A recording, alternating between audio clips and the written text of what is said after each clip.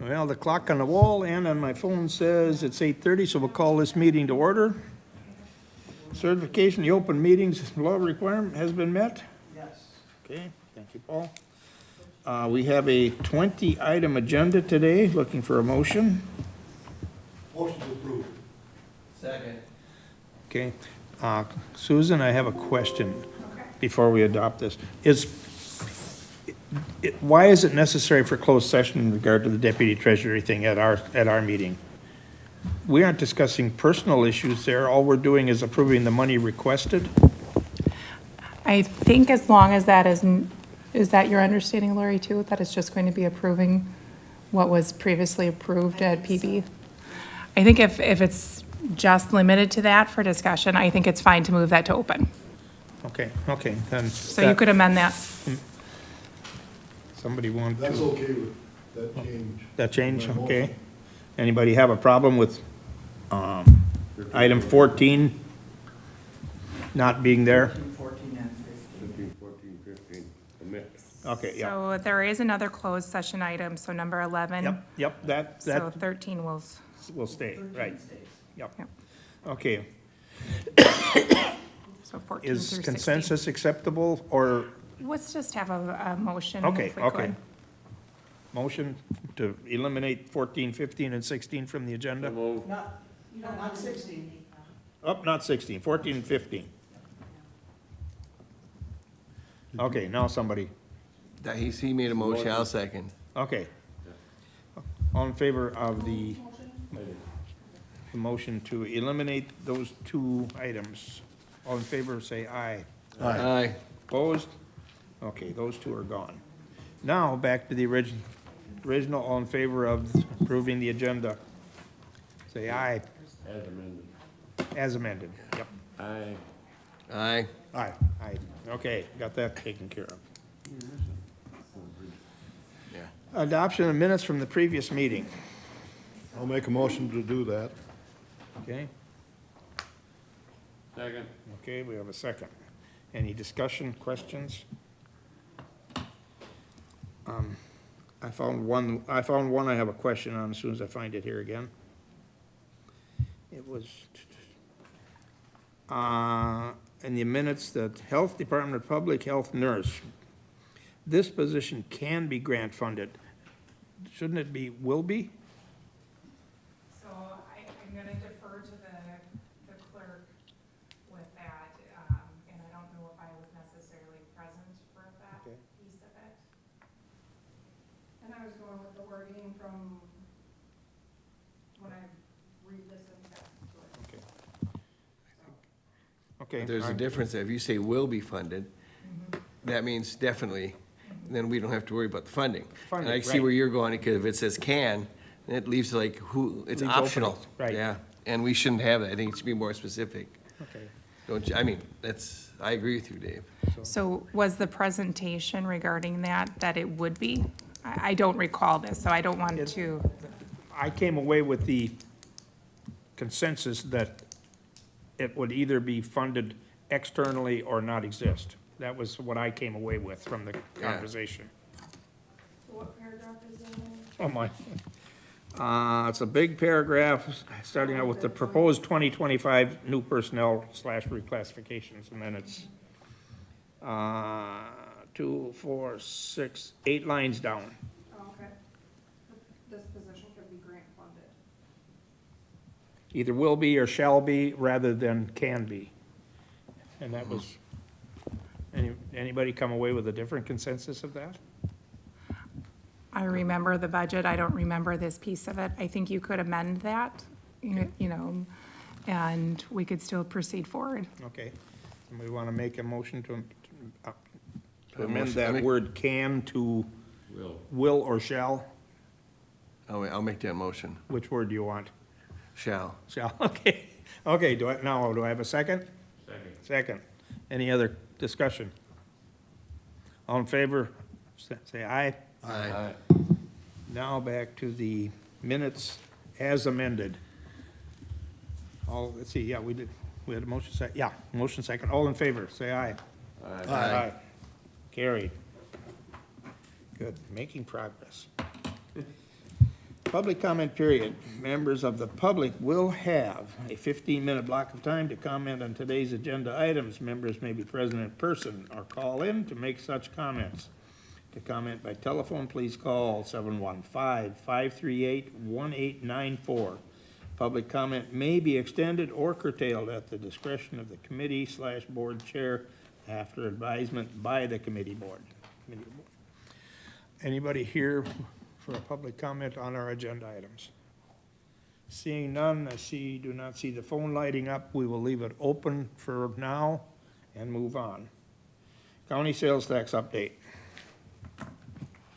Okay, our August distribution was $322,264.47, bringing us to $1,349,287.27, which is about 25,000 higher than we were at this point last year. Good job of catching us up and getting us ahead. Yeah, I can't take any of that credit.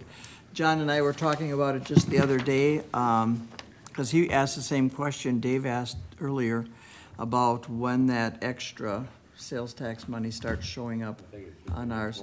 And if it's July 1st, it would be the September.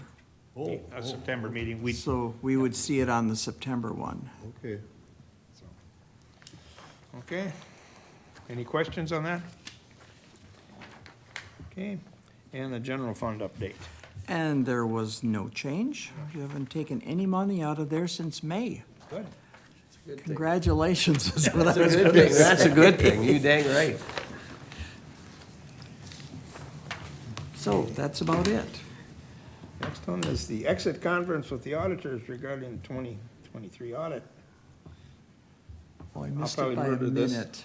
Sheehan? I said 9 minutes, I didn't know, I? you're 2 minutes off, Paul, according to my watch.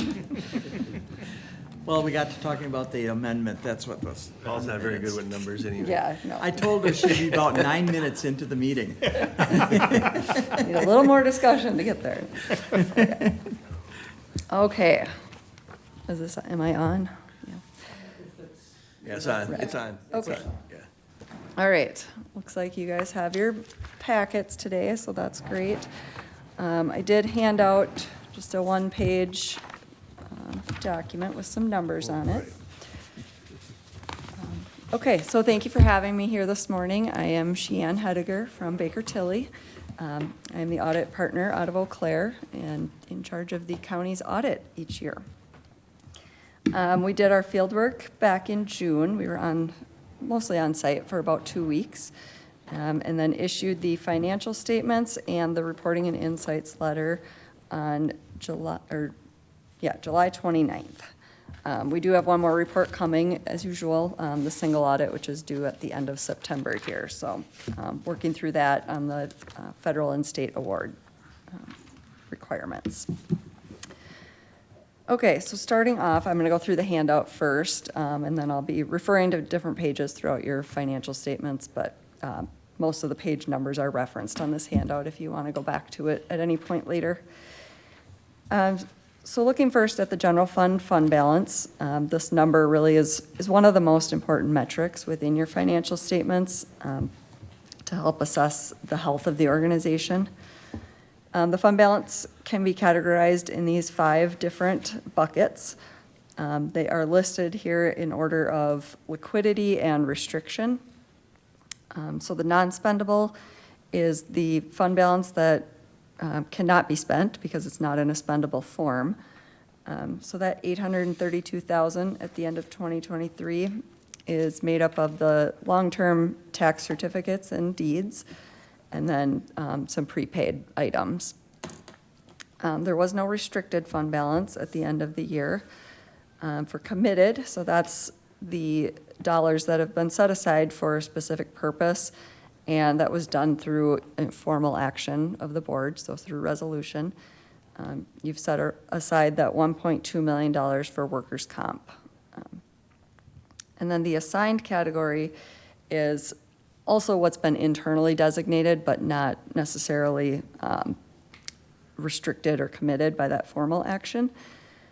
So that was, almost $4.8 million at the end of the year.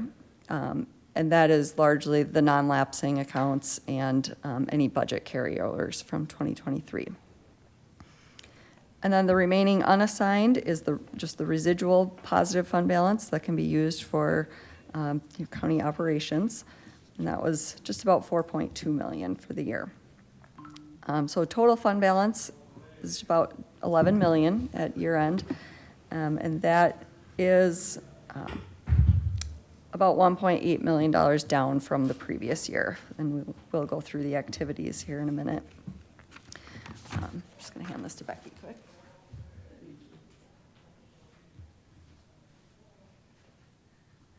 Okay, so we like to look at that fund balance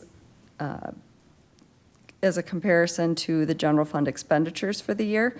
So looking at the available amounts, so that's your committed, assigned, and unassigned, which are, at your designation to use. So about $10 million of available fund balance compared to just under $17 million of expenditures for the year.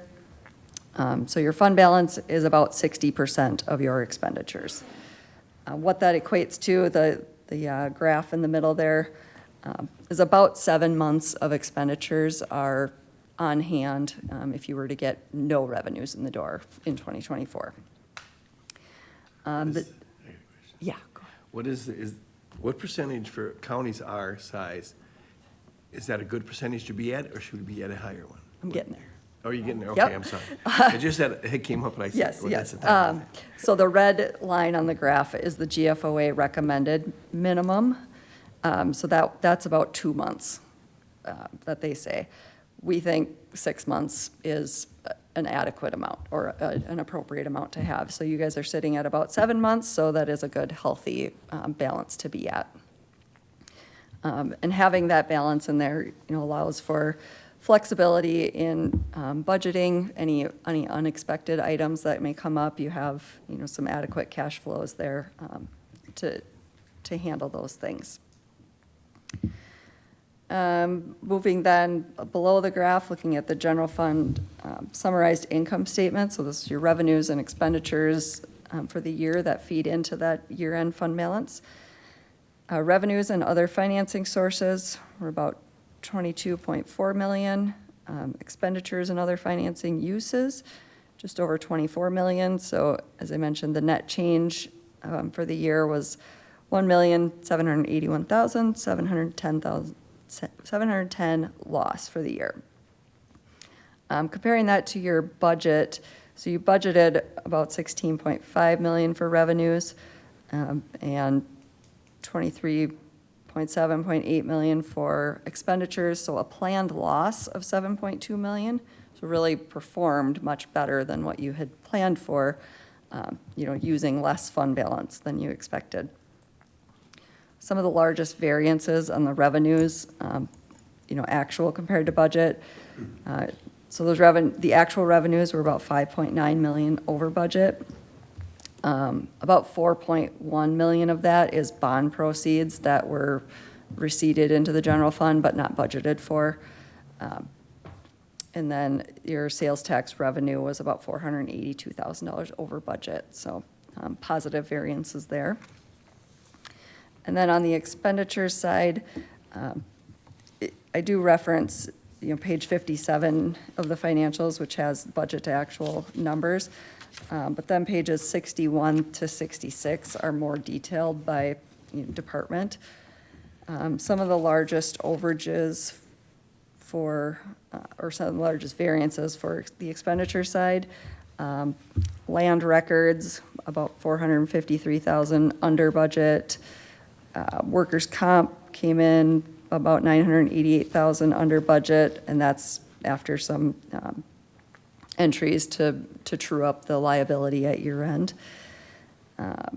Within public safety, support services were about 808,000 under budget.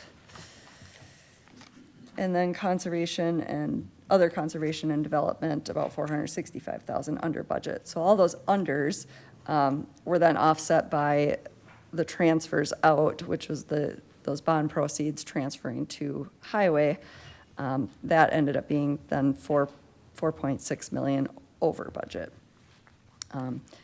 So the bond proceeds that I mentioned, being a positive on the revenue side is then a negative on the expense side because you're not budgeting for that proceeds coming in and the transfer then going out. Okay, looking at cash and investments at year end, so, this is a point in time of what your cash was on December 31st. Unrestricted cash at 29.4 million. That is up from 2022. And, going through here, the healthcare center was about $1.7 million of that increase. We do not do the audit of the healthcare center. We bring Whitfle's numbers into our report, but there is a cash flow statement for the healthcare center in here if you're interested in where their money, came and went.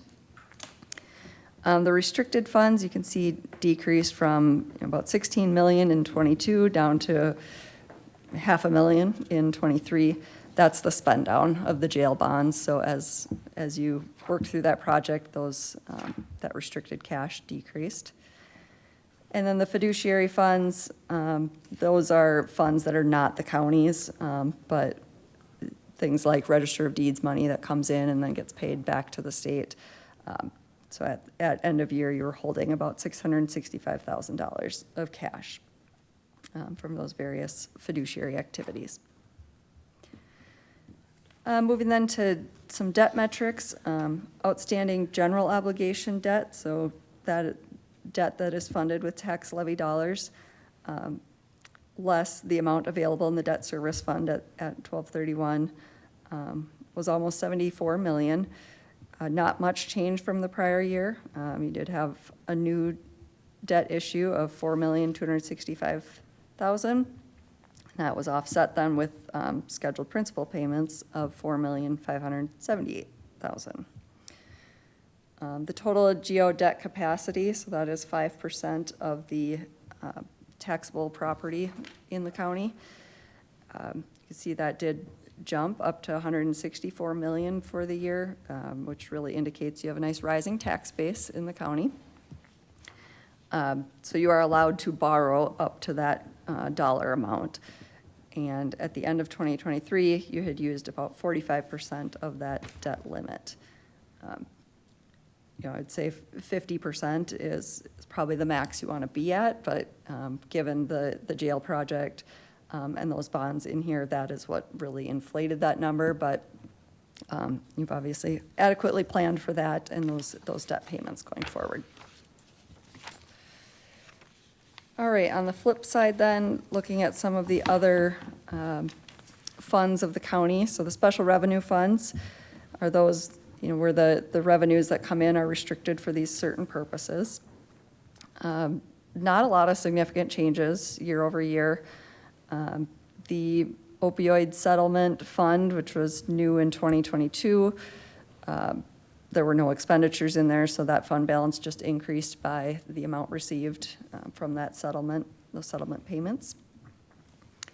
And then the last one on the list there, the notice of discharge fund, that fund balance has changed. It increased due to receiving grant funds on that program, and it's all about timing of when those funds come in compared to when those expenditures happen.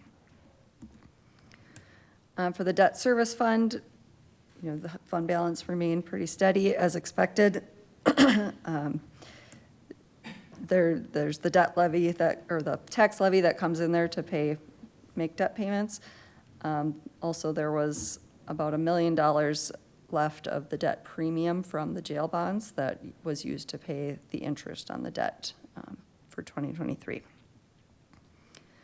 The capital projects fund, you can see over the 3 years that's continued to go down in fund balance, again, as the project was completed. The fund balance is back down. And then the remaining in there is for, other projects going forward. Okay, then looking at highway, the county does have 3 enterprise funds, the healthcare center, the farm, and the highway. Again, we just focus on the highway as Whitfle does the reporting of the other 2 funds.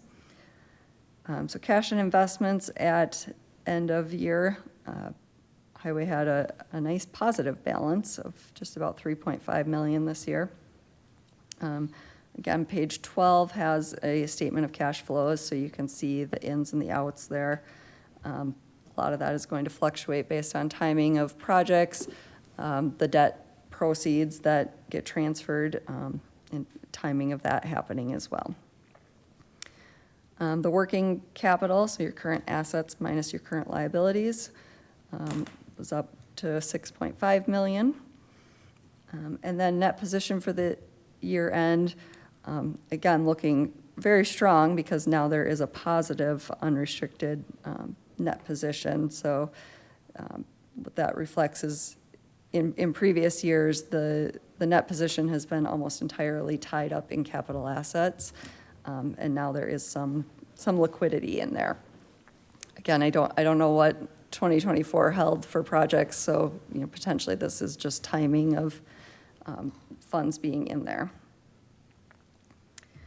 And then my last graph here, just a debt metric, looking at total expenditures of the county being, you know, almost 48 million, less any capital expenditures to get down to this non-capital expenditures amount of 33.5 million. That's really, you know, your operating expense essentially. Comparing that to the debt service for the year, so the principal and interest of almost 4.9 million. So your percentage of debt service expense in comparison to your expenditures as a whole is about 14.6%. That on the graph there at the bottom, you could see has been fairly stable the last few years. The bond rating agencies, so if you were going out for rated bonds, this is one of the metrics they look at. They want to see that percentage being no more than 20%. So again, that's a good result for the county. Your debt service expenditures are appropriate in relative to your total expenditures for the year. Okay, so that's a lot of numbers. Again, if you want to, there's page references and everything, so if you feel the need to look back later and analyze any of that throughout your financials. Do you have any more information with highway, why the major change there? Was it a matter of timing when things were paid? Was there a change in the accounting? There's no change in the accounting. There was, I'm just gonna pull up the cash flows here quick. Let's see, so highway did get $6,576,000 of a transfer, and I believe that was 2022 debt funds that were then transferred in 23. Is that right, based on timing? And then, you know, expenditures for the year just weren't, you know, not as many projects. There was about $5.4 million spent on infrastructure and acquisition of capital assets. So yes, it's timing things, but I don't know what the 2024 expenditures were looking like. So potentially that cushion that they had is now being used in 24. John, you're probably more familiar than I am with it. It just seems something just doesn't quite fit in my brain from our conversations at highway. That's all. It's the transfer of the bond. It'll go down next year.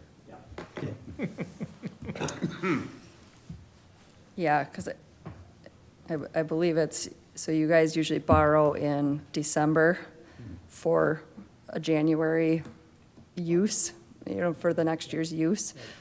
So you borrowed that 6 million in 2022, and then it transferred in 2023. So I don't know if that was intended to cover 2022 expenses then. And then now your 4 million that you borrowed in 23, does that get transferred 24? Okay. Yeah. Yeah. Because it's been suggested now that in our road and bridge monies be put in special revenue rather than enterprise. What's your thoughts on that? To change the fund to a special revenue? Just the roads and bridge construction. I don't know if Becky can throw a little bit on that, but I guess off the top of my head, I've not seen that commonly at the counties I'm working with, but that's not to say it doesn't get done. I could look at more county financials. Why the change? I'm just asking. it's our advisors are the ones that are What? I've He has to seen- give a reason why. I have He just seen, can't- He can't you know, just say it. sub-funds within the highway fund. I've seen where there's an equipment fund and there's construction fund, And we that have- all we roll have up into those one. under the enterprise right now. Yeah, Now it would still be splitting under the some of those enterprise out. fund then. So, I mean, we can talk more about the accounting We'll of have that to, and yeah. how that, it's because we're doing budget now, so it's, Yeah. gotta know where to put that stuff. okay. I will now go through the reporting and insights letter. This is all very similar to previous years, but just want to go through our required communications. So page 3 of that letter details the auditor's responsibilities. So as your auditors, we are charged with planning and performing an audit to obtain a reasonable assurance about whether the financial statements are free from material misstatement. Do you want to point out reasonable assurance is a high level of assurance, so we are sampling transactions. We are not looking at every transaction of the county.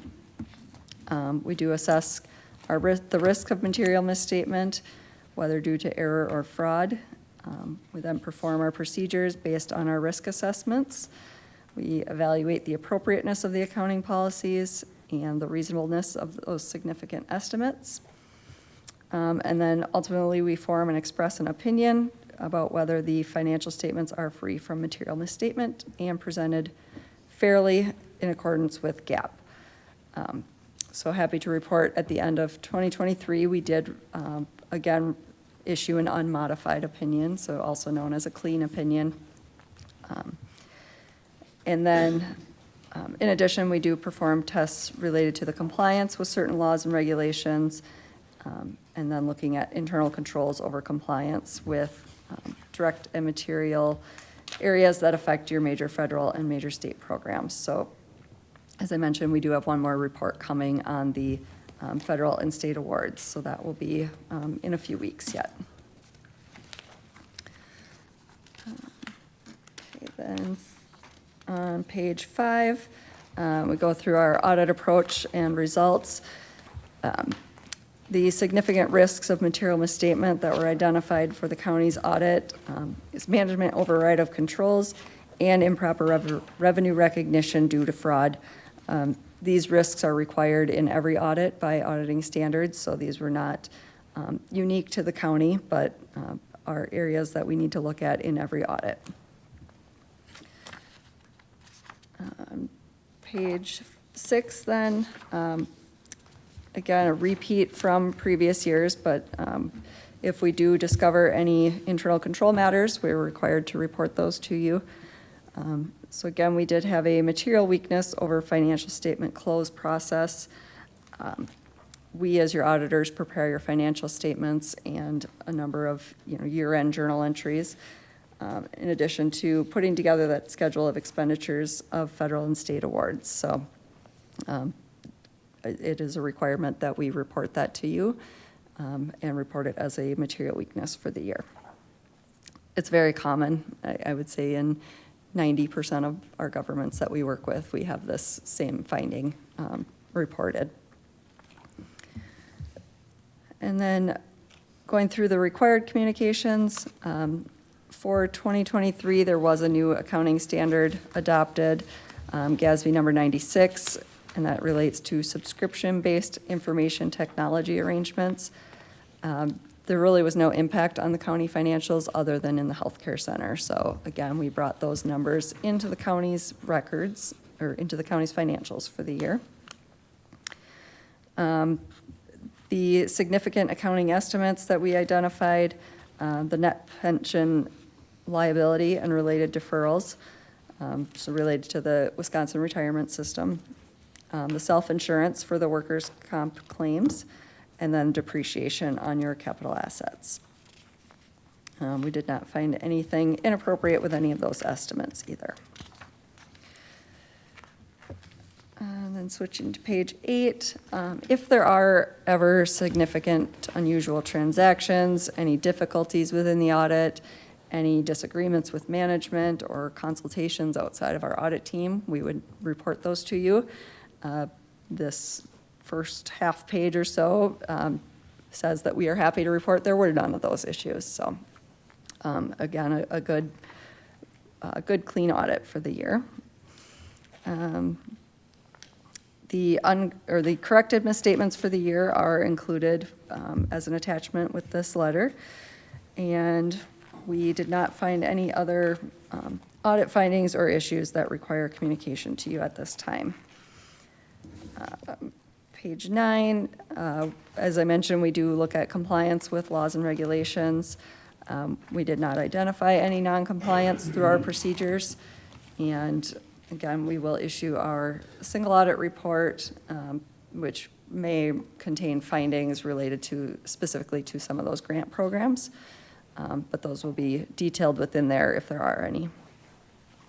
We did not identify any known or suspected fraud during our audit, and no matters or conditions came to our attention regarding the county's ability to continue as a going concern. And then page 10, there are some non-attest or non-audit services that we perform for the county. These items are outside of the scope of the audit, but we do just to inform you that we are preparing your financial statements, preparing some adjusting journal entries. We do the auditee section of the data collection form, so that's reporting your federal awards to the Federal Audit Clearinghouse. We compile the annual highway report, the state report Form A, and the budget publication document. And page 11 has a link to our website, just some board resources, a lot of hot topics that are impacting local government. So if you're ever interested or looking for resources, that's a good place to check. The next big section is the management representation letter. I'm going to skip over covering that, but page 23 then are accounting changes that are coming in the future. So upcoming standards. It's been kind of a couple of years of big changes, so we're happy to see for the next 2 years anyway, we get some quiet time, not a lot of significant accounting changes.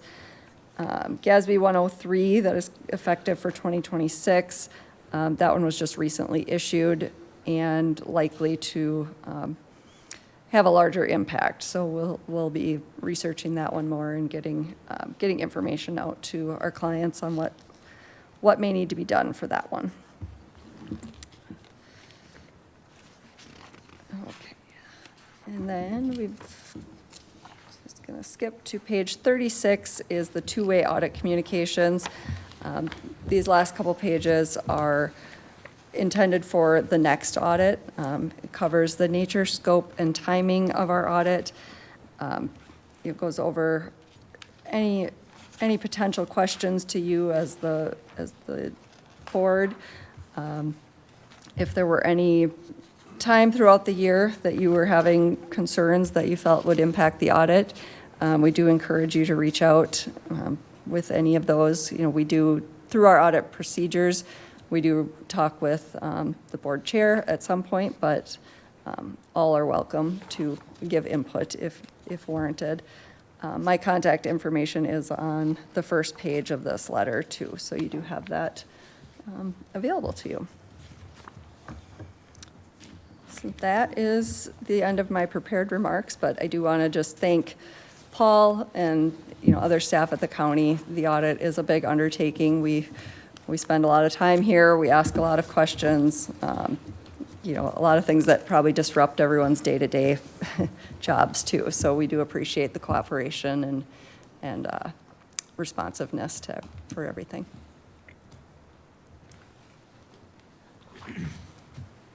Okay, Thank you. yeah. Any questions? I guess we'll see you in a couple weeks. Okay, well, if there's no other questions, accept the report.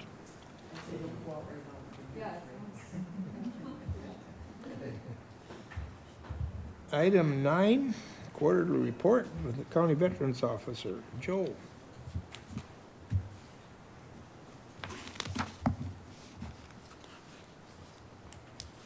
Joe, can I interrupt you? Do you have a couple plaques for me? I have a couple veterans at Gelso who are gonna be buried this week. I'll stop down. Thank you. Just general. I need one for sure. Yeah, thanks. Good morning, everyone. Morning. All right, I will go ahead and get started really quick with just a brief rundown of what we've been working on. Best and greatest news, Wade finally got access to VA's systems. It only took a little over a year, so that was really nice. He finally got his accreditation, came in about 6 months ago, and then he had to go through his background check to actually get access. Once that was completed, it still took VA about another 3 months to actually get him into their system. And then once we got him into the system, IT had to make it so that our firewalls here would let him through so that he could get into VA's system. And then VA's firewall wouldn't let him in. So it was just, we had fun. Kathy in IT definitely earned her paycheck that couple of days. Otherwise, we did recently just do Ashley for the Arts. We actually had our biggest, contacts that I've ever seen in my 3 years working before with Steve, and then now the 3 Ashley for the Arts we've done. This one was, I think we're up to right now 25 responses from people. And the first year we did it, we got 5, and I felt like, yeah, we did really good. And the second year, I think we got a little over 10. And, last year was pretty good, but this year we're up to 25 separate contacts from veterans, with 11 of them so far actually showing up and for appointments. From those, we've gotten 10 separate claims, all submitted to VA. VA's timeline is still ridiculously long, looking at likely 18 months for any type of claim to go through, just because VA is absolutely inundated and they don't have staff. VA lost 33% of their raters due to just working conditions and pay issues. So that has definitely been a challenge to explain to people why their claims are taking a very, very long time. Then from Ashley for the Arts, we discovered that we actually gave out all of our outreach supplies that we had purchased originally. So we are doing the last of our ARPA funds from the COVID grant. We are using the rest of those to purchase brand new stuff for moving forward into next year. We also got, just based on what we saw there, we decided to get a few more of the larger items that people can carry around with them, because we found handing out these little backpacks we got there, the little drawstring backpacks, a bunch of people came over like, hey, we saw people with these bags. We didn't even know you guys were here. And it was like, awesome, all right. So now we ordered some hats we're gonna have done, and we ordered more backpacks because we gave out over 200. So I decided to order 400, which actually saved a little bit of money too, which was really nice. Then lastly, big update. I was asked back in June to present or to provide testimony to the Veterans Affairs Committee for the House of Representatives. That occurred just recently, about 2 weeks ago, on Friday in La Crosse. They had a field hearing that was then on C-SPAN, and it was also broadcast live to the House chamber in Washington, D.C. And I provided testimony. It was incredibly awesome, but at the same time, super. I guess when I said yes to Mike Hankey, Congressman Van Orden's VA rep, to doing this, I didn't realize that it would be in front of the entire U.S. Congress. So that was definitely an interesting meeting, and I had to wear a suit. It was stupid. I did not enjoy that. But otherwise, that is everything I have. Any questions for me? Yeah. So it was actually a very, it was Congressman Van Orden was there, of course, from our district, and then Congressman Levin, Mike Levin, who is the congressman from the San Diego area in California. And he's the ranking Democrat on the committee. So between them, and then they had the rest of the committee who was available via Zoom chat. But it was very interesting because this is one of those committees that is so focused only on veterans that a lot of the other, I guess for lack of a better term, bipolarness of Congress didn't really get caught up in it. They were very supportive, very, very receptive to everything we talked about. I was there representing the CVSO community for the state of Wisconsin, which I didn't realize when they asked me that's what I would be doing. I thought I was just going to be, hey, this is what CVSOs do. No, I was actually representing the entire Wisconsin Association of CVSOs, which for our little county, I was like, okay, you didn't ask Dane County or you didn't ask Milwaukee? All right. But yeah, so I was able to give some really great feedback on basically what they were asking, what they're investigating, is how to adapt better for veterans who are returning from active duty or deployments and coming back to live in the world. Because there's a huge gap between how veterans come back to being a civilian.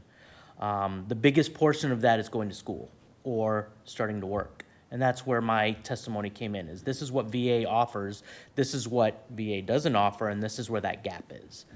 Some of the other testimony that was given were done by students who are going to UWL. There was one who was going to school up in Eau Claire, and I don't know which school, but she gave some very moving testimony. She was a Navy veteran who basically, from her testimony, it sounded like she basically left the military and started school on a Monday morning, left on Friday, started school Monday morning, and there was nothing in between to adapt her to that. And she spent 6 years trying to figure out how to be a civilian again. And I think a lot of people don't understand that, even from my experience, I was in Iraq on a Thursday afternoon patrolling the streets of Baghdad. I returned to Colorado on a Saturday. I was back home on a Sunday, and I was in a classroom on a Monday. And for me, that was such a culture shock.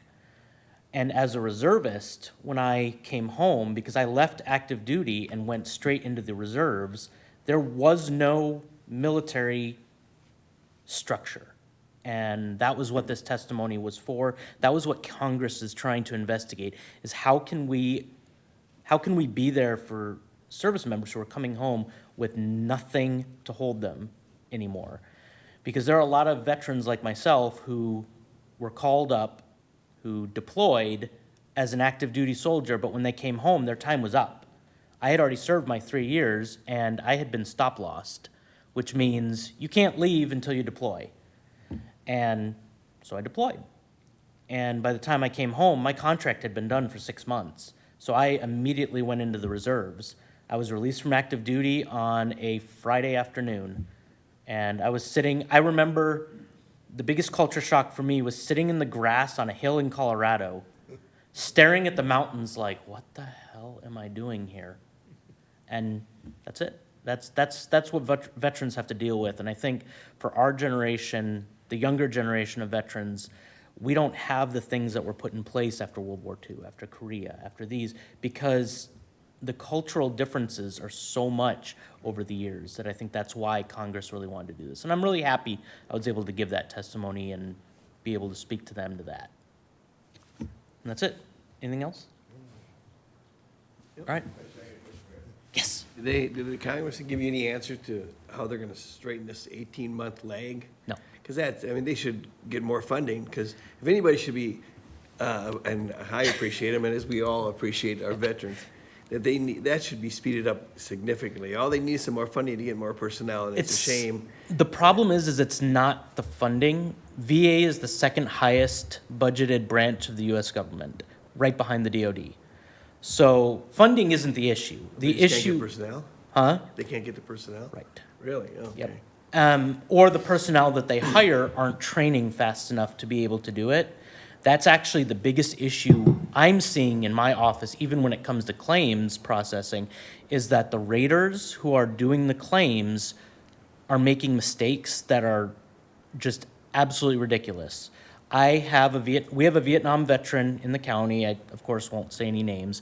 He's a Silver Star recipient. He is a Bronze Star recipient. He has 2 Purple Hearts, and he was denied for PTSD for lack of a nexus to military service.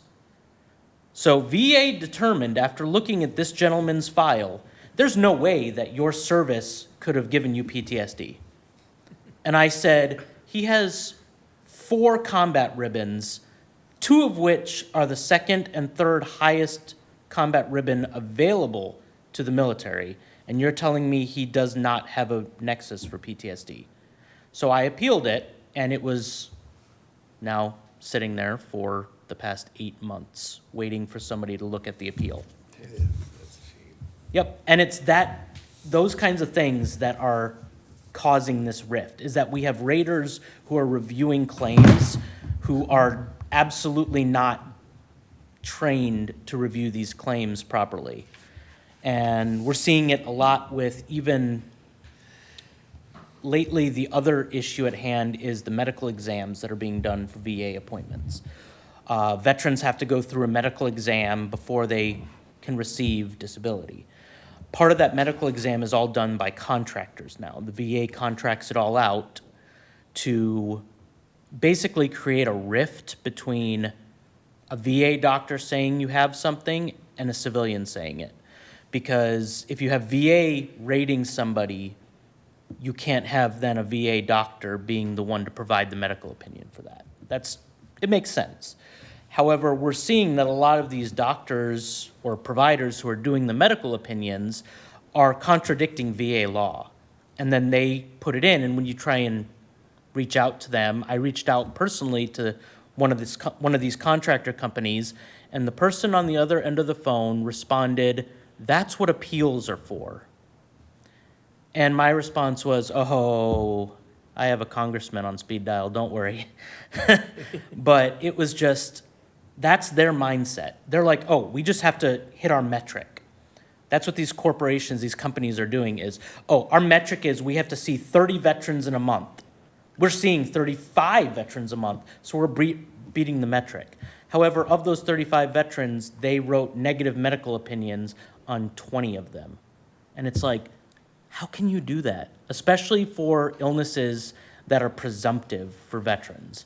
So a presumptive illness being, you were there, you have this illness, we presume you have it. We have medical providers who are giving an explanation, a medical opinion on a presumptive condition where they shouldn't be. According to VA law, it is an automatic that you were there, you have it, it's an automatic approval. But we have these medical doctors who are saying, no, I don't think that's possible. That shouldn't be happening, and VA is letting it. And again, that's just, the training isn't there. There's a lot of, and that was why at this exact same congressional hearing, VA was there, Milwaukee VA, who is our region, the Vero it's called, the VA regional office. The director of VA in Milwaukee was there giving testimony as well. And he said, we know this problem is there, we're trying to fix it, and we just can't. And he said that right now, the Vero is sitting at, what was he saying? He said that currently, most claims are sitting at 9 months before the first touch of the claim by a claim rater. And he doesn't know what the fix is gonna be for that. He doesn't know how they're gonna be able to fix it. They've hired 2,000 new raters in our Vero alone, and of those 2,000, they've already lost 1,500, just through their retention isn't there. And it's just, I don't know if it's the work, I don't know if it's the hours. The raters who are there right now are actually working mandatory overtime. They all have to work 20 hours a week overtime, mandatory by VA to even keep their jobs. And I think that's why there's a lot of burnout, there's a lot of rollover, and they can't retain raters. That's the issue. And at our level, we can't do much but just sit and hope that something's gonna change. But yeah, I hope that answers the question. That's kind of where I'm at. Anything else? Just thank you for being such a great advocate for our veterans. You're welcome. That's what I do. All right, thank you, everyone. Thank you. Next item is Corporation Council. And is it okay if I stay here? Fine with me unless somebody has an objection. Okay. Well, I just want to make sure. I'm going to start with the meat and potatoes part of Corporation Council, then I'm going to move into a couple larger matters. So just going through adult guardianships, we have had 5 of those since July 1st. To give you a perspective of why that seems to be an extremely high number, is we've had 10 overall. And then with those, we have had 2 emergency protective placements since July 1st. I want to talk about, in addition to adult guardianships, that something that we, and it's been a collaborative effort with the Department of Human Services. We have tried to tighten our practices over the last year. We've performed several audits of all of our guardianships going back and protective placements since 2023 to look for issues. And we have had also a number of case corrections that we are either working on currently or have had to deal with previously. And so we are going through that process as we speak. Human Services should largely receive the credit that they are trying to engage in a number of educational efforts to talk about what is guardianship, when is it appropriate, because it's not always appropriate. Are there other lesser restrictive measures, and what is the process? So there's a lot of things going on, both with the numbers as well as with the actions. So 5 in a matter of 2 months is quite a bit, because these are very intensive cases. They're very procedural, where you have to do this, this, and this. If you are over by just a few minutes for these, or with mental health commitments, you've lost jurisdiction. And so you have to pay a lot of attention to how you're going through. But it does speak to something that I know that the board is well aware of, and it was actually on the news this morning, as in addition, we have an aging population, and I expect to see that number to continue to rise. And so we're going to get more complicated guardianships. We're going to get more emergency protective placements, is my anticipation. Just doing this for a number of years, as well as looking at the protective placement population. Interestingly enough, mental health commitments are slightly up. Sometimes you see that shift from mental health commitments going down to guardianships going up, because again, people are aging. And just because somebody is appropriate for a mental health commitment, which means that they're mentally ill, have a treatable mental illness, and that they are dangerous, and that's a key factor too. Doesn't mean that they're not going to age. So we're seeing the shift of populations, which when we are switching between one type of case to another type of case, creates its own complications under state law. But we do have 32 mental health commitments so far this year, which is slightly up. I do expect for both of these that the cases are going to continue to be more complicated.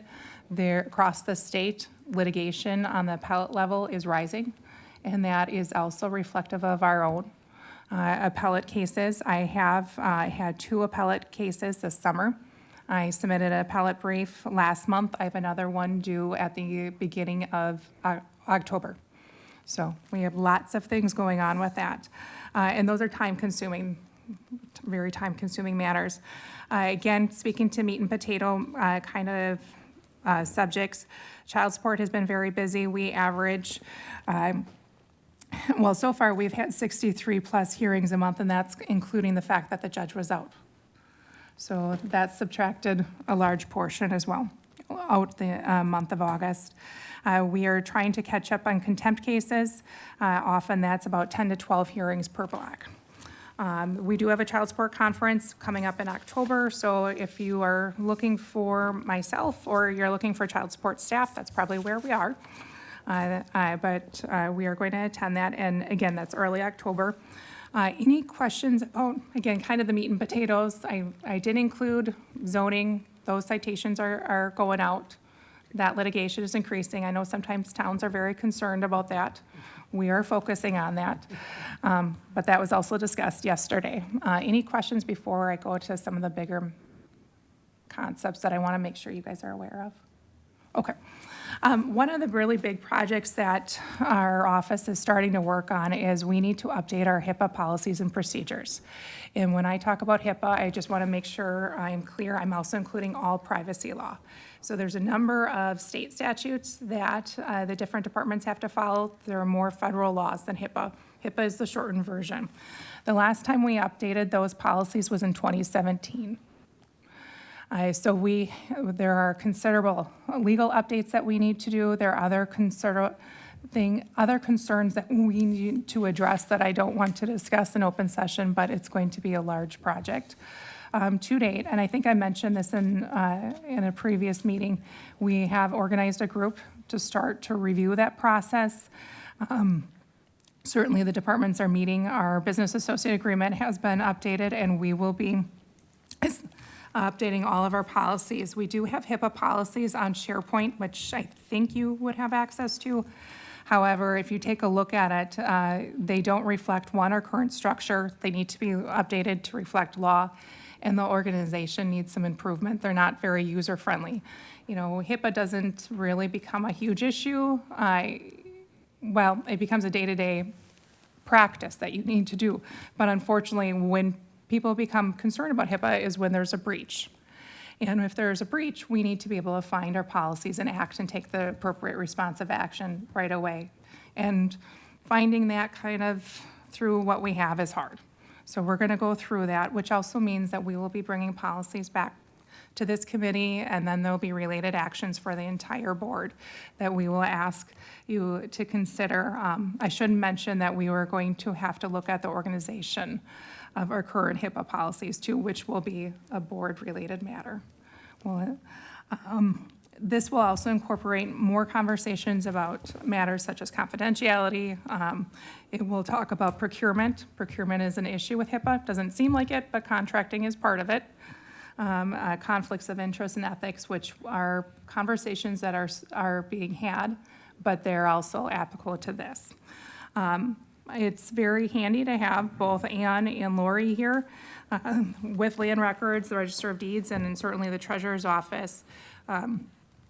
All of these departments with Corporation Counsel, there will be a creation of a policy reflecting essentially what is Wisconsin's version of Daniel's Law. It can be found in 2024 Wisconsin Act 235 if you want to look at it later on. But it will change our policy and practice because of this law that's effective next year with regard to judicial officers and whether they want to protect their addresses. And if you are aware, there's been some issues on a national level. The most well-known matter on a statewide level is that there was a retired judge out of, I believe, wasn't Dodge, Juneau County, correct? Does that sound right? I'm seeing nods of heads, that was murdered in his home last year. So it's related to that. That will impact local municipalities as well. It will impact local municipalities and their requirements, but it might also require the county to create and extend confidentiality agreements to the local municipalities regarding those addresses. And I just want to put you on notice that that could be happening. Those conversations are going to start between the different departments and the Towns Association. I believe Land Records is going to go to that meeting next month, or now it may be this month. But they're going to go to the next Towns Association to make sure that they're tracking that this law is going to come into effect and it's going to apply to them. But we may have to have additional protections to exchange that information with them. So if there's questions, this is why, or one of the reasons why. And just as a last update, I mentioned a couple of months ago that the county is working to update its foreclosure ordinance. We are still working on that. Lori and I have worked on a draft ordinance. It is conference season. You guys have your county's association conference. At the very end of that, there's a corp council conference, and this is going to be discussed. I just think it's important that as corporation councils, we are checking in, make sure we have consistent practices, especially for new laws. So I'm just holding on that. So I don't know if anybody had any questions. We had discussed it later. There's a lot of things going on overall, but I wanted to put you on notice in case you heard a little bit more about some of these bigger topics. And if you have any questions, please let me know. Questions? Very good. Thank you. Busy. Okay. Opening discussion and action on acceptance of county tax foreclosure property bids with Lori and Susan. In the meantime, I don't think I ever closed out the public, no, time for the public comment, so it's now closed officially. Okay, so back in June, we put 11 parcels out for bids, and only 3 of those sold. So I put those 8 out for bids again at minimum bid of taking any and all bids. And then we had another parcel that we foreclosed on. It was in the town of Hale, so that was the first time around on this parcel. And that one had a minimum bid of $19,100. We got quite a few bids in this time, which is good. I'm thinking it's probably just on a couple parcels, but we'll see.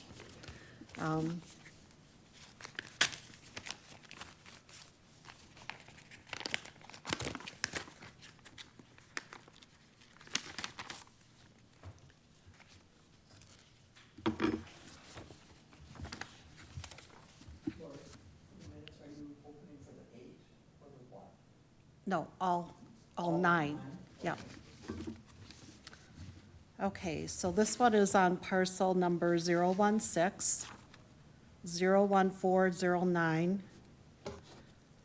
-0030.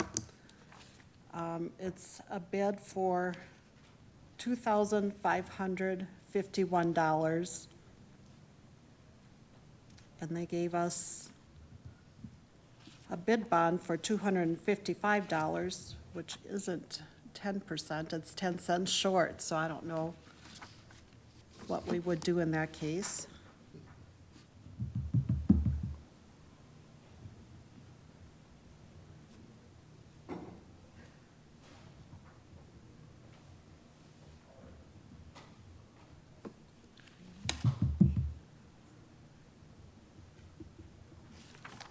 And then they have a few more bids in here.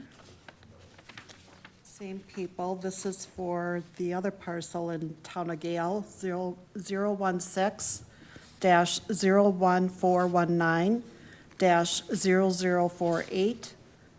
They gave a bid of $700 and gave a bid bond of $70.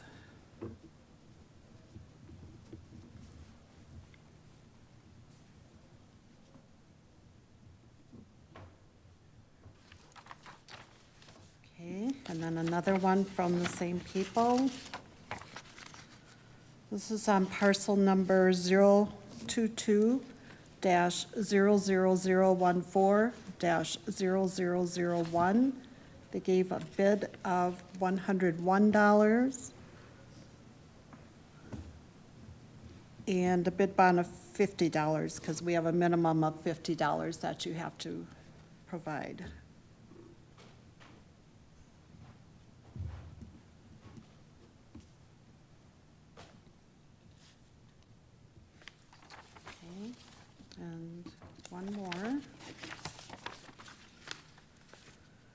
This is for parcel number 231-00258-0000. It's a lot in the city of Galesville.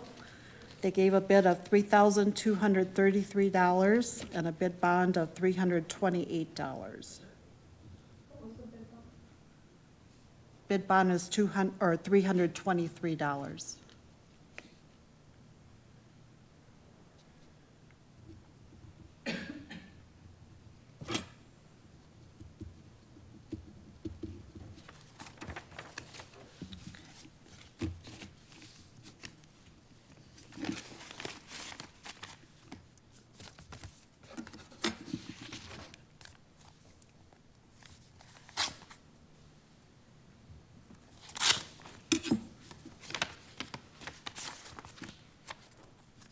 Okay.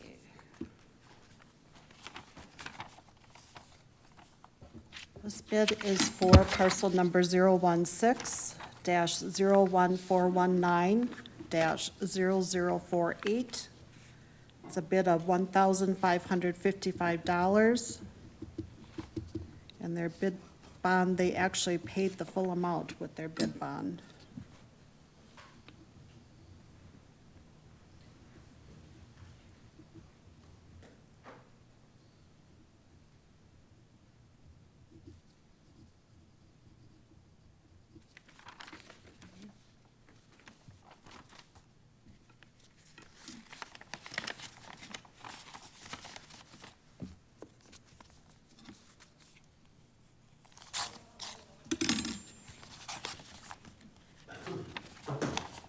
Next one is on parcel number 018-00098-0000. This is the one that had the minimum bid of $19,100. This person gave a bid of $32,510. And a bid bond of $3,251, so it was 10%.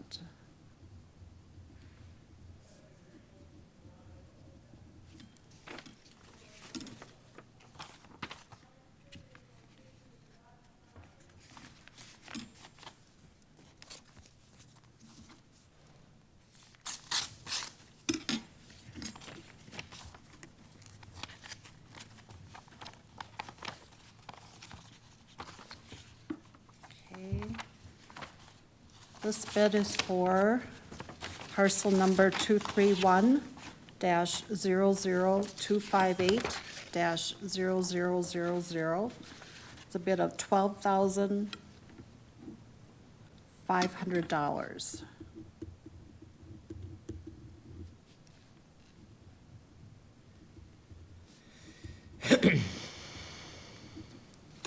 And a bid bond of $1,250.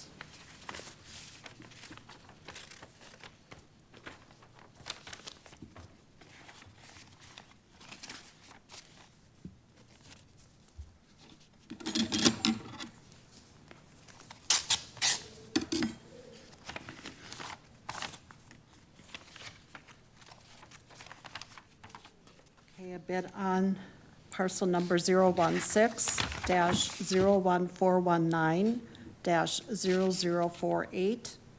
It's a bid of $1,000 and a bid bond of $100.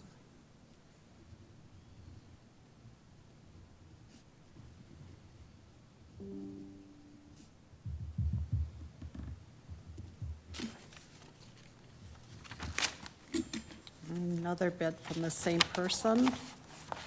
It's for parcel number 231-00258-0000. And it's a bid for $1,000, bid bond of $100 provided, except their personal checks, so we wouldn't be able to accept them if he is a high bidder.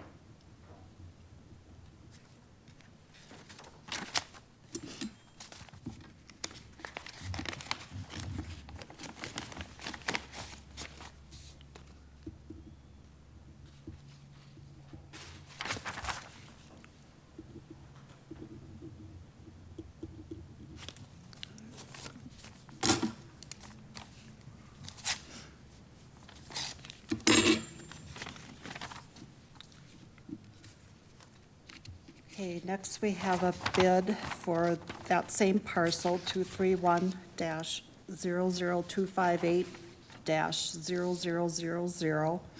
It's a bid of $26,300 and a bid bond of $2,630.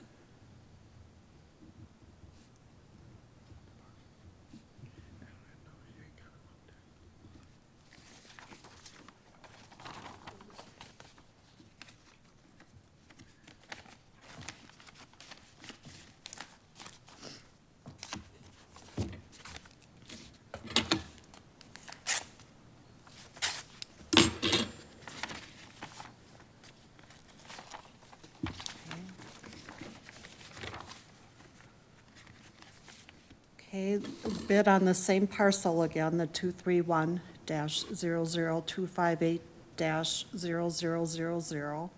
It's a bid of $23,800. And they gave cash for their bid bond.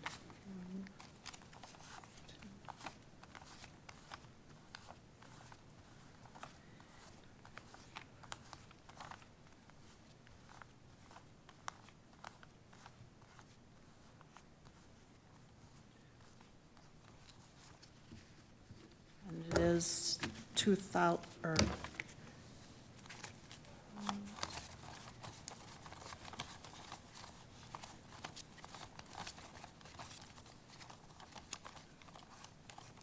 yep, $2,380.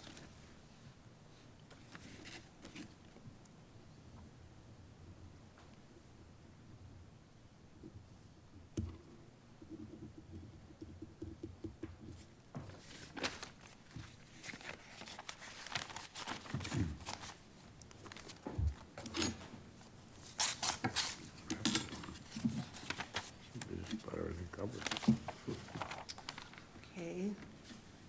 This is a bid on parcel number 016-419-0048. It's a bid for $1,400, $140 bid bond.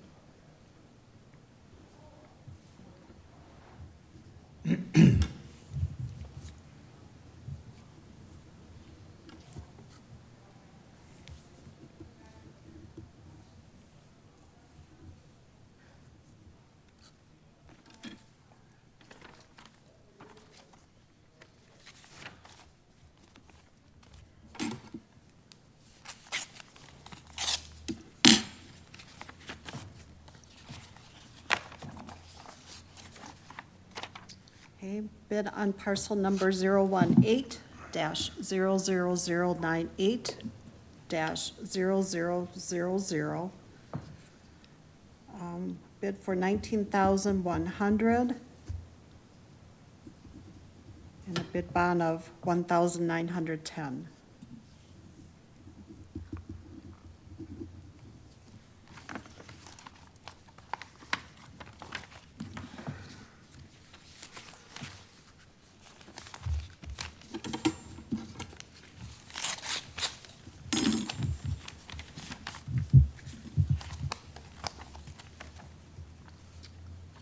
Okay.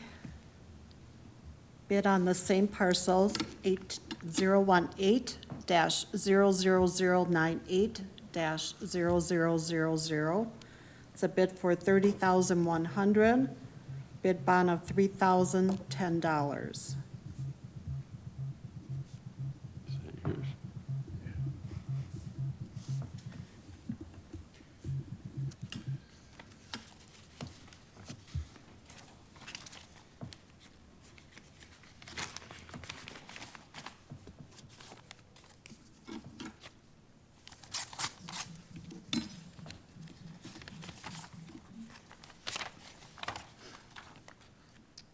Okay, bid on 016-00, no, 01409-0030. They may have the wrong parcel number. Bid of $505, and a bid bond of $51.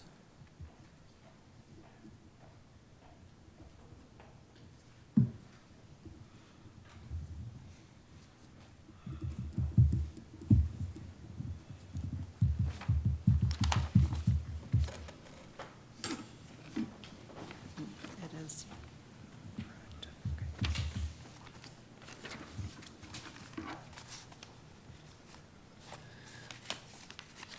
Okay, two more. Waiting for that.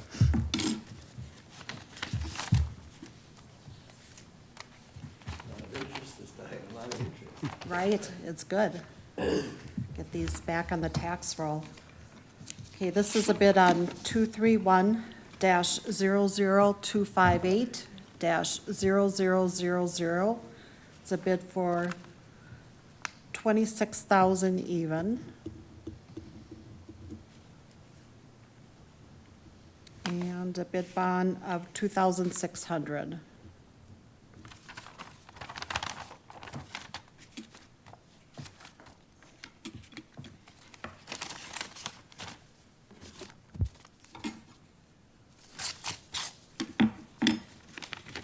Last one. This is a bid on 018-00098-0000.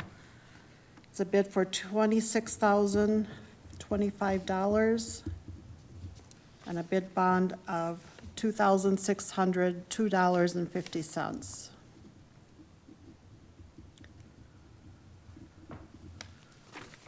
So, okay, as far as that first one, the one I just said, the 18-98, that one is landlocked. I'm not sure how you want to proceed with that. The high bidder is not a landowner next to this. Interesting. Did you get a bid on all parcels? No, nope. There's 4 of them that we didn't. Can we sell land without an easement to it? You- Isn't it illegal to sell land that's landlocked? I believe you can still sell it, it's just that they wouldn't have access to it. Without trespassing, Yeah. right, maybe they will want to work on that after, I don't know. Or maybe they've talked to some other neighbors and, I would have the individual check to make sure they get an easement to the land. With land you can't get to, it's absolutely worthless. We should make him aware of it. Yeah, at least make them aware He of it. could possibly not know that there's no way in there. There but might we be a did, driveway that's we sitting did there. advertise it as landlocked, Oh, you did? so. Hmm, Yeah, But it was still, I think it'd be better to protect us if we just, maybe he's got a helicopter.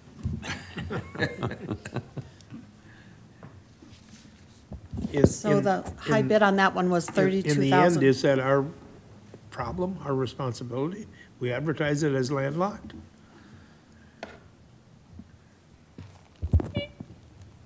Essentially, this isn't, that would be a contract between 2 private parties, Right. so the successful bidder in this, and then any sort of surrounding parties or landowners. But it would not be our concern with that, right? It's not our concern as long as we advertised it. Right. So he very well could have talked to landowners, He we could don't have. know that. Yep, And the That's minimum bid on that one? $32,000? $32,510. Wouldn't you think he would have talked to you'd somebody? find that out, yeah, I agree. Oh, that was the one who had a minimum bid of 19? 19,100, yep. So, that's pretty Now, good. have you talked to the people at all? Did they ask They questions? could have called. People don't always give their name when they're calling. Okay. They And, could- I'm just questioning, are they a brother-in-law of one of the landowners, or so that they have connections? I don't think so. I know this person, and I Oh. don't think so, but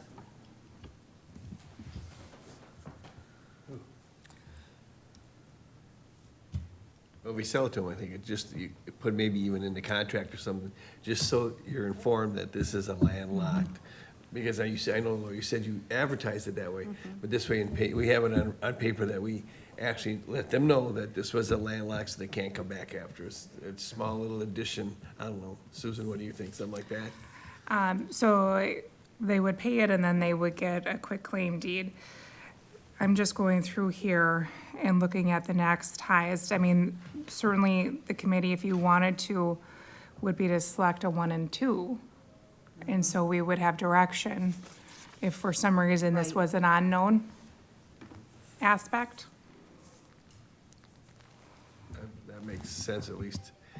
You can keep proceeding with this, so it doesn't have to keep coming back, we can, I like that idea.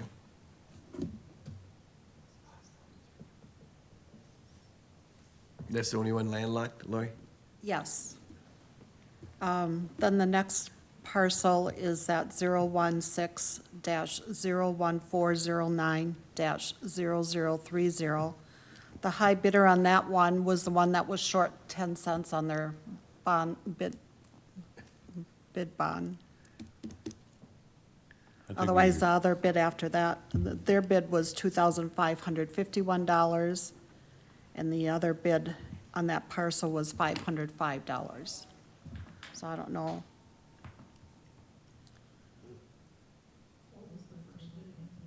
$2,551, and he gave a bid bond of $255.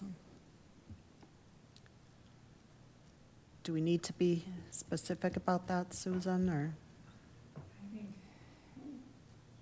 I think that's what we advertised.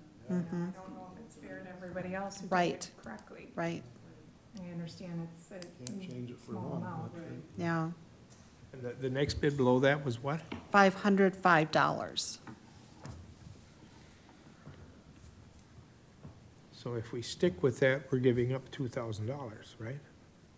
If we We moved don't on to the lose next it. one, if we said yours is invalid because of this 10 cents, We don't lose any money, because the county does not get to keep any of No. this but anymore. for, My concern is that we've represented that you need to provide us a sufficient Right, amount of yep, bid bond. right. And then we are essentially waiving what we've said. So Okay. then you can't reject any other bids in the future because of that. right, yeah. So, but that's what I was just clarifying in my mind. There was two bids, one with the 10-cent shortage and the other one Yeah. for $500. Yeah, 505. I think we have to stick to our guns on this myself. Yes. You have to, you gotta be consistent. Yep. Okay, then the next parcel that had bids was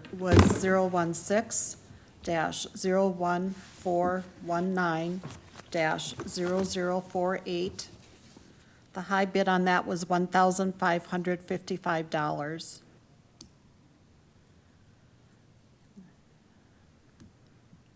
And I believe his bid bond was fine. I didn't have any other, the only other problem I had is one person gave personal checks, but that was not this one. I don't have any issues with I that. see no reason not to accept No. it. Okay. Then the next parcel, 022-00014-0001, there's only one bid of $101. That one, Looking at the picture, I think we take it. yeah. There again, we're here to clean them up, Yep. aren't we?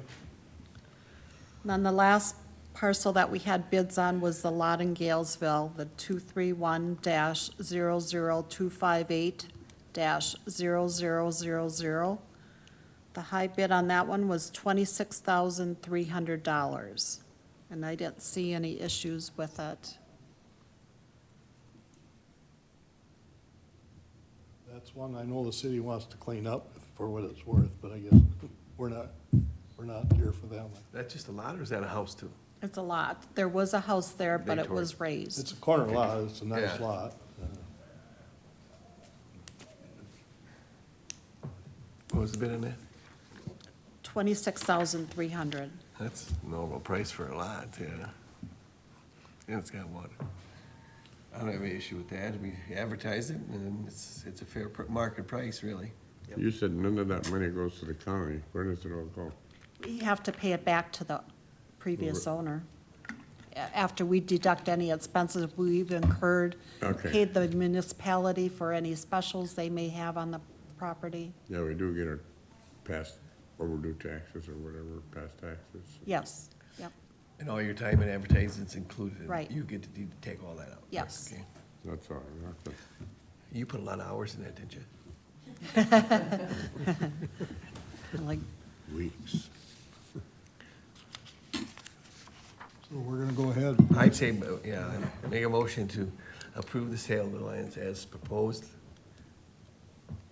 And for To the the high top- bidders? high bidder on each one. Except for Except for the, the first one, an option, once you inform them that it was landlocked, it would be 1 and 2. the second one would not be the high bidder also, because that's the one that did not provide the full bid bond. Oh, you didn't, so we'll just go with the one, and see what Yes. happens. None of us- Okay? The owner does. The, You can't. the you can't all of a $500 sudden bid you're still damn will short. cover our expenses and taxes and stuff? You can't. I believe it will, but I'd have to look at that for sure. It's too bad about the 10-cent thing, but Yeah. you gotta stick by your rules, and you gotta go by the rules. Right, yep. And that's, You made the motion and I'll second? yep. Okay. Okay, are we all under the same understanding? Yep. Yes. Okay, all in favor, say aye. Aye. Opposed? Carried. Thank you. Thank you. Thank you, Lori. Good job.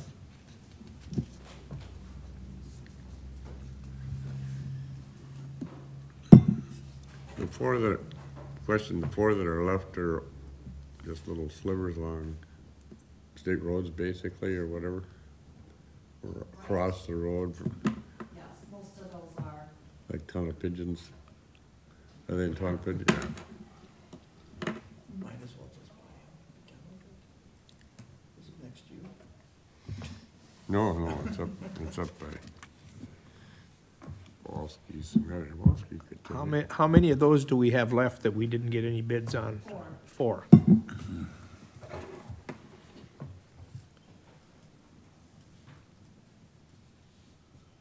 Well, that's an improvement. Next item is a closed session. Whereas the current county treasurer will be retiring as of January 3rd, 2025, whereas the current deputy treasurer will be sworn into the office of county treasurer on January 6th, 2025, whereas the beginning of the calendar year is an extremely busy time for the county treasurer's office, and it would not allow the county treasurer to adequately train a new deputy while assuming the new duties of county treasurer. Now be it resolved that $13,517.26 be transferred from the general fund to cover salary, taxes, and benefits for a new deputy to begin employment and training around November 1st, 2024. And it's been acted on by the Personnel Bargaining Committee already, and they voted 5-0. Make a motion to approve? Okay, we have a second? I'll second it Okay. with a question. Okay, Discussion? Do we have discussion? discussion. I was Yep. just getting, why 2 months, Lori? Why not just 1 month? Do you think, is it necessary to have 2 months of training? I mean, I can see December would be good, because that's when taxes start coming in. so they can And we're learn. very busy during that time, so it would be hard to spend a lot of time training someone. Also, a lot of the duties we do are 1 month, we do them once a month, such as bank reconciliation. So it'd be hard to have someone start December 1st and to teach them how to do bank reconciliation when they have no clue what anything is. That's You know. getting all the tax statements out and all that. That's a Right, busy, that's a we're really extremely, busy month. yeah, we're extremely busy It's a question then, that's gonna come so, up, so I just thought I'd ask. yeah. I just think. I have no qualms about it, because I think it's good to have somebody in there for at least, especially all the stuff you do. Right. I think it's a good one, but some Yeah. other people have asked this question, so Yeah. I had to ask. So. Yeah, I asked the same question. Copy for a minute. Huh? I did ask that same question as well, but I think it makes sense that we would have that overlap. Especially the taxes being prevalent. Yeah. In December, it's like, that's your busiest month almost. Right, yeah. we wouldn't have a lot of time for training then, so it'd be nice if they And can. you lose 2 weeks with not 2 weeks, but a whole week with Christmas and New Year's and all that. You And lose another week of Thanksgiving, training, yeah. yep. Okay. Yeah. Laura, you're here until January 1, correct? Third, January 3rd. yep. Technically until January 5th at midnight. Yeah, right. Won't be the weekend. That Saturday and Sunday. Yeah.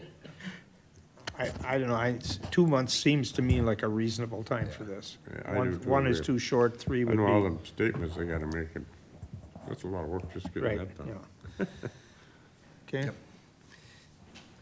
Now then, I have a couple minor issues with wording in here. I've had a conversation with Susan about it.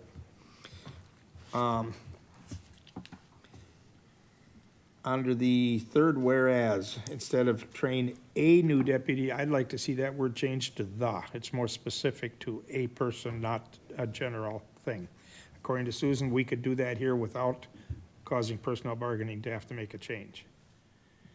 Okay, a nod on that one? That is correct. It's a minor change. I don't think it changes the intent that PB had, and it's still going to be voted on or presented to the full county board for vote as well. The other word I have a little problem with is the around November 1. I would like to see that changed to on or after. Does that create enough problem to have to send back? Because if it does, I can No. live with it, but I would like to see it Yeah, changed. the only thing is the dollar amount determines how much time we have to Right, but we're train providing someone money for to. 2 months. So Right. as long as it's on November 1st, if it's November 10th, we have excess money to come back. You know, if the new person doesn't start till Right. the middle of the month for whatever reason. Right, But around means it could be a few but days. we wouldn't have the money to cover that, though. Right, that's why I would like to see it changed to on or after. That way, we have it all covered. Why don't you just cross around out and just start November 1st? Well, Or I don't know, when the payroll week. Point with the dollar amount. When Right, is- When does that's the what I'm payroll saying. week start? Ooh, I don't have a calendar with me, but that wouldn't matter if they started in the middle of the week. If Yeah. November 1st is in the middle, it doesn't matter. What does the 13,517 cover then? When you Cover- when you put that number in there, That you had covered- to have so many days. Yep, and I did provide you with the breakdown. We did provide you with the Right, breakdown. I see that, but. It's is that- salary how and many- How many benefits. days is that?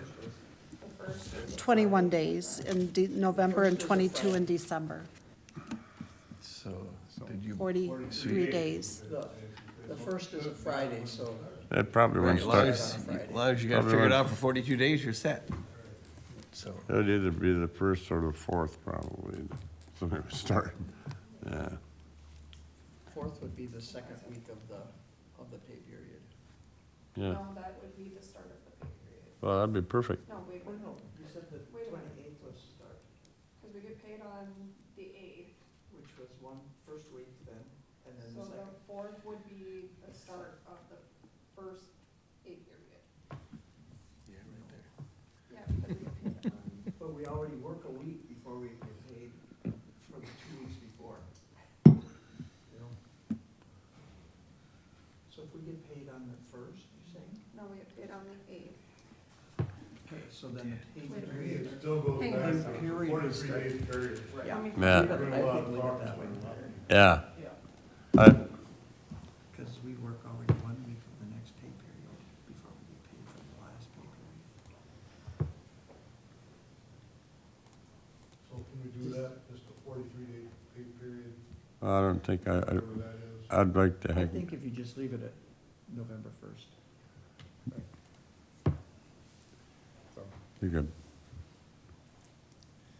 you could change the word around to starting, if you wanted to. We need a motion on that. Well, I was going to, after this conversation, it sounds like there's too many issues with the around, so let's just live with it.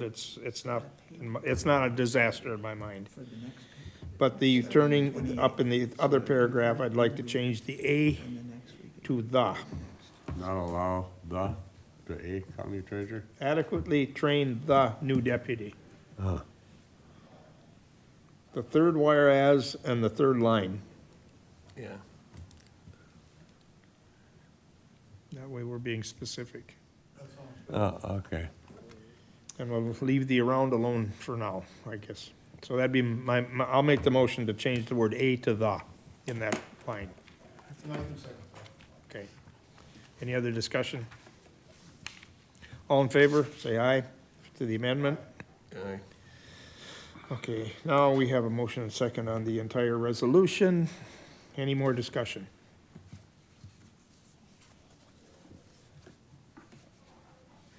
We don't have to use a roll call vote here for that, do we, or do we, Susan? Not in, It's not money. in It will at county board, At because county it's board, but money. not here, Not right, in- okay. committee. Yep, so all in favor of this resolution as amended, say aye. Aye. Aye. Opposed? Carried. And the one that I send out in the packets will have that word change. You don't want to sign, necessarily sign this one? Well, you can sign want- that one, because I'll just, on that one, it'll be just across. Right, yeah. I'll go get that.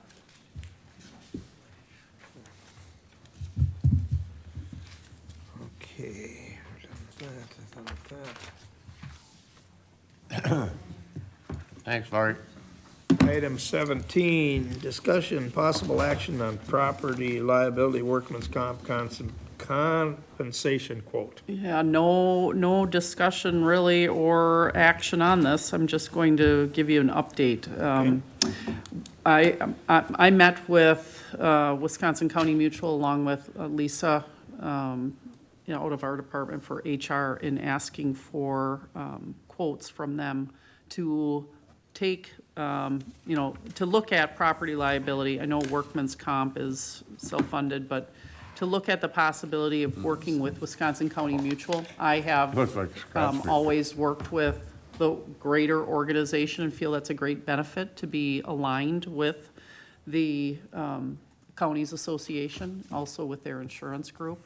And so asked to, we do feel that there would be a lot of benefit with working with them also in what we feel is lacking in education as far as safety and a lot of just HR components of what we would like to include going forward with staff here in the future.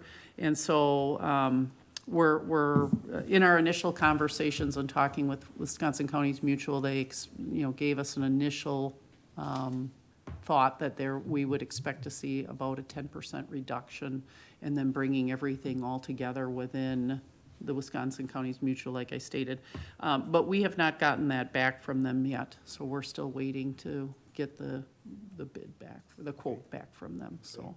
But hoping to have that to bring forward. I had asked Supervisor Larson if we could meet as a joint meeting again with PB, that this committee would meet with the PB group at their next meeting so that we could bring forward health insurance information. I guess that's how you've normally done it before. I mean, where it comes to the PB committee, then comes to exec finance, then to the county board. I'd like to suggest if we could just bring it right to all in one meeting and at a joint meeting, which is October 19th at 8 a.m. And this is when I'm hoping that we will have the property.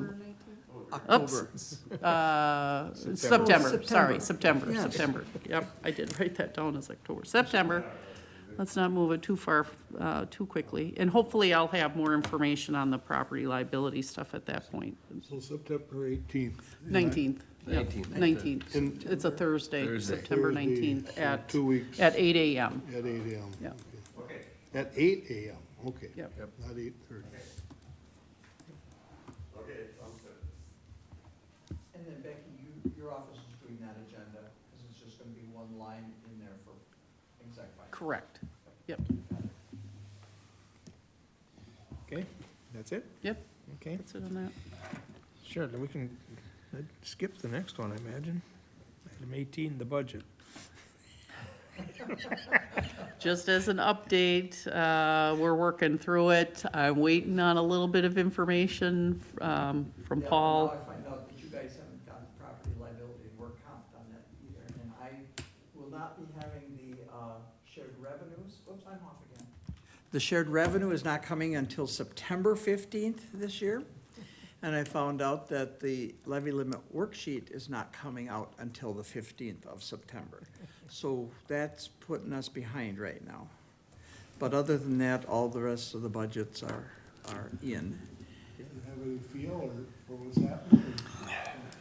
Well, the No, department. because, go ahead. Yep, oh, no, go ahead, sorry. No, I was just gonna say, because one thing that we've worked into it, Becky's worked into that percentage for wage increase for everybody. That is already worked in there, but she hasn't worked out that if it doesn't, that percentage can be changed, type thing. But, So my plan is right now, for most departments have their budgets and everything in, so I'll be meeting with them now. I'm working in the process of getting meetings scheduled with them to sit down and talk about each of those.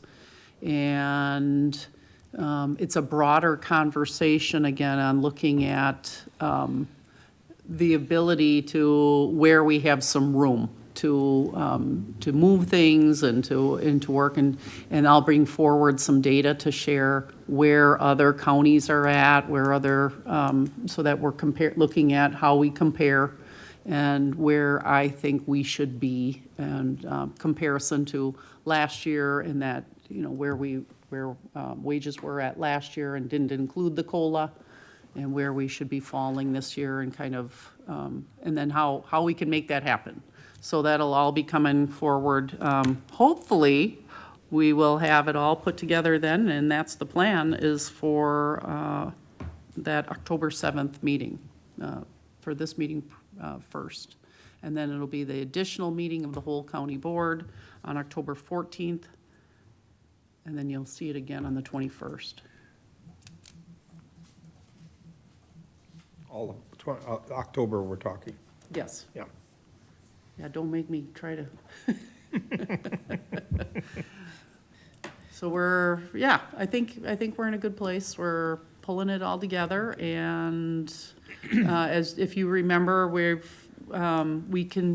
added, when we brought in Government Solutions, we added some extra ability to work with them, and so we've continued to have conversations with them and working on where we can look at other opportunities. So that'll be part of our conversation. So I'm just, one of those meetings was full county board talking about the budget. Correct. So then, by the time we get to the November meeting, that's supposed to be a budget pass meeting, everything's supposed to be resolved by that, so it's just a reading and, Isn't it usually December you pass the budget? No, November. November. That's just tentative though, isn't it? No. Or is it no, final? November is when we pass it, County's different than the city then. because I have to do the apportionment by the 15th of November, and the Yeah, we county have board to have meeting's ours on the passed before 12th. the And council an can do election. it. That's why we're gonna do it. I Oh, know, that poor makes sense, Paul, yeah. so. That makes Yeah, sense. it is in County November. has to have it done so the townships can use it. Yeah, so that's the hope. Yeah, Okay. that's the That makes hope. sense. okay. Anything else on budget? That's all I I think have. I can throw one in, it might be stretching it a little bit, but I've got Mary Martin, who's gonna be the new county clerk. Yep. She's coming in 2 Fridays a month because they don't work at Highway on Fridays. So she's coming in 2 Fridays every month, starting now, to the end of the year. So that's where her training is gonna be, you know, before. And that's just gonna come right out of your paycheck? It's gonna come right out of my budget, because my new deputies are at a lower rate than what we budgeted. Okay. Because Sam was working at that time, so I have extra money in the budget for Okay. that. Okay, good. That's good. But I can see where Lori wouldn't have that, because Okay, anything else on budget? That's the other thing I noticed about your proposal there, it said. What's the that? new- The new county treasurer.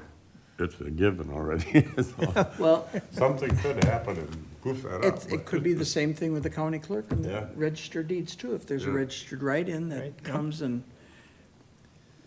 I have never seen a registered write-in win, when Not in the this name of ca- the not other in this person's case on the anyway. ballot.